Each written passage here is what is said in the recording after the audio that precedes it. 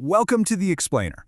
Today, we're diving into the intimidating yet absolutely scientifically beautiful world of fortified wines from Jerez.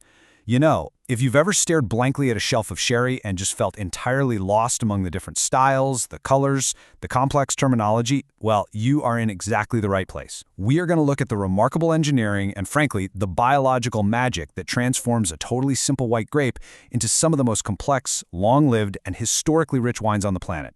Let's get right into it. Here is our roadmap for today. We're breaking this down into 5 easily digestible steps. First, the magic of fortification. Second, the 2 paths, biological versus oxidative. Third, the engine running it all, the solera system. Fourth, we'll meet the primary sherry family. And finally, number 5, sweet and blended fortifieds. Okay, section 1, the magic of fortification. We begin our story just a few months after the grape harvest, right at that crucial moment of the very first classification. So, a humble base wine is born, usually from the Palomino grape. At this stage, it's really just a dry white wine that's naturally settled and clarified on its own, hovering somewhere right between 11 and 12.5% alcohol by volume. But the winemaker is about to make a decision on fortification that will radically alter its destiny. You see, the best of these early wines are selected for a very specific kind of aging, while the rest, well, they might be sent off for vinegar production or distilled into brandy. For the chosen wines, they're racked into these large 600-liter oak barrels. But here is the kicker. They're only filled about 5/6 of the way to the top. Keep that in mind, because it's absolutely crucial for what happens next. Moving right along to section 2. 2 paths, biological versus oxidative. Let's see how this builds into the ultimate choose-your-own adventure for our base wine. So here is that crucial fork in the road. The winemaker literally has to decide, do I fortify the wine with grape alcohol to 15% or push it way up past 17%? If they fortify to exactly 15%, they create this environment that stops bad bacteria, but actually allows a very specific natural yeast layer to thrive right on the surface of the wine. But if they push it to 17% or higher, no way that yeast survives. The wine is deliberately laid bare to the raw power of the air sitting inside that partially empty barrel we just talked about. Now, what's really fascinating here is understanding this flor. That's F-L-O-R. It's not just yeast. It is a living, breathing veil. This spontaneous layer of Saccharomyces yeast acts like a near-perfect physical shield against oxygen. And it's not just hanging out passively either. It is actively metabolizing the wine. As it lives, the flor is literally eating the glycerol and alcohol. It drastically drops the volatile acidity, which is what keeps it from turning into vinegar, and it produces compounds like acetaldehydes. That's what gives the wine those incredibly sharp green apple and fresh dough aromas. It keeps the liquid remarkably pale, almost straw yellow, simply because the flor is gobbling up the oxygen before it can even touch the wine.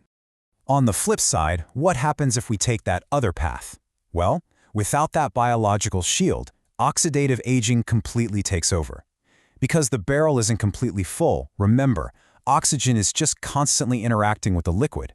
Over time, it darkens into these gorgeous, deep mahogany tones. Plus, the wooden barrel itself is slightly porous, so every single year, about 3 to 4% of the wine's water content actually just evaporates right into the cool winery air. This is a phenomenon known as the air ma, or the angel's share. Though I gotta say, the angels in Jerez must be particularly thirsty. As that water escapes, everything left behind gets hyper-concentrated. The body thickens up, the aromas intensify, and surprisingly, the alcohol level actually creeps up as the years go by. All right, section 3, the engine, solera system. To really grasp how these wines age so gracefully, regardless of their path, we have to look under the hood at the mechanical engine driving it all. The solera system is brilliant. It's basically a dynamic waterfall of time. Imagine barrels stacked in long rows. The bottom row, sitting right on the ground, is the solera. That holds the oldest wine. The rows stacked above it are called the criaderas, and they hold progressively younger wines the higher you go. When it's time to bottle, winemakers do what's called a saca. They withdraw a portion of wine from that bottom solera row. Then comes the rocío, refilling that empty space with slightly younger wine from the row immediately above it. This whole cascading domino effect of extracting and refilling all the way up the stack, that's called correr escalas. Younger wine constantly cascades down to nourish the older wine. And for biological aging, this is life or death, because it brings fresh nutrients down to keep that flor yeast alive. Now you might be wondering, Won't they run out of the old stuff? Well, to prevent the system from losing its soul, there's a strict rule. By law, a maximum of 40% of the wine can be extracted from the solera in a single year. In reality, winemakers usually take out way less than that. This guarantees that the historical characteristics, that deep, complex baseline of the absolute oldest barrels, are permanently preserved, for sure. There's a really simple math equation that guarantees the quality here. You take the total volume of wine in the entire system, divide it by the volume extracted annually from the bottom solera, and boom, you get the average aging time. By law, this average has to be greater than 2 years. What this means for you when you pour a glass is that every single bottle drawn from this dynamic engine contains a continuous blend of multiple harvests. Actually, scratch the idea of vintages entirely. There is no such thing as a vintage in a traditional solera. It is quite literally a living archive of time. Okay, moving to Section 4, the primary sherry family.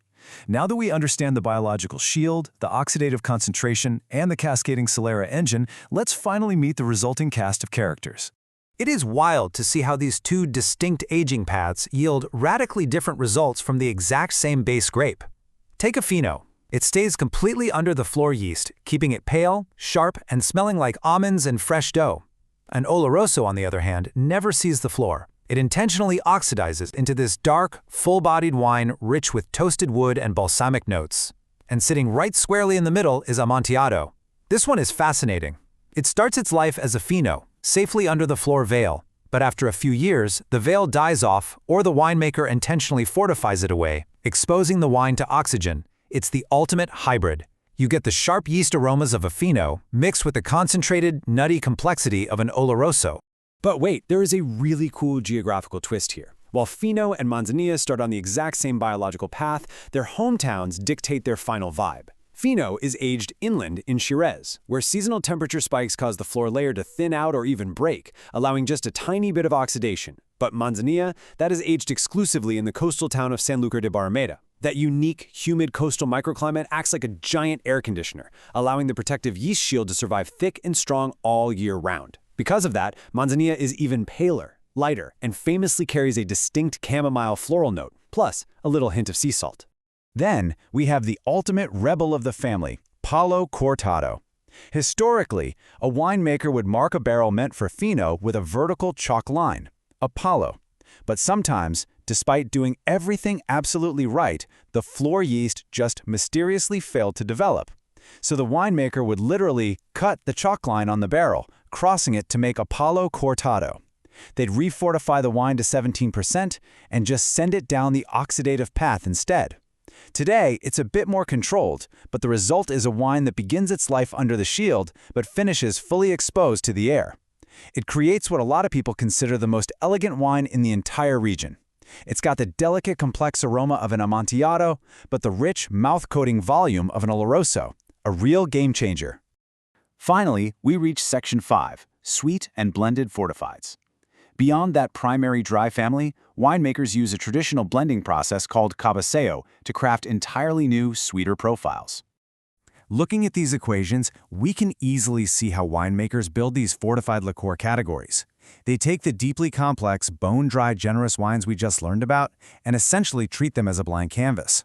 By adding rectified concentrated must, which is basically pure, unfermented grape juice that adds sweetness without changing the pale color, or by adding naturally sweet wines made from sun-dried Pedro Ximénez or Moscatel grapes, they completely flip the script on the flavor profile. Adding these sweet elements doesn't just bump up the sugar, it completely transforms the mouthfeel and the aroma. A pale cream, for example, manages to keep those delicate bakery-like aromas of a Fino, but it completely softens that sharp, bone-dry bite. A medium takes an amber Amontillado and turns it into a wine bursting with pastry and roasted apple notes.